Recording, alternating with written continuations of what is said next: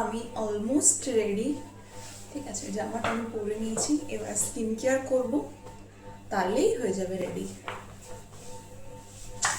মোটেই আমি black day celebrate করছি না।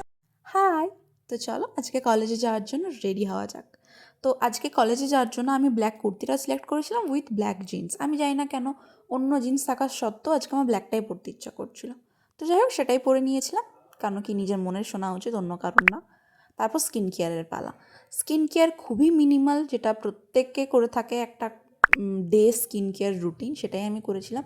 যদিও স্কিন কেয়ার করা আমার অভ্যাসে নেই, কিন্তু এটাকে আমি আমার অভ্যাসে আনার চেষ্টা করছি, কারণ skin care is the must সবারই জন্য, দিনে রাতে দুবেলা তো দরকারই দরকার।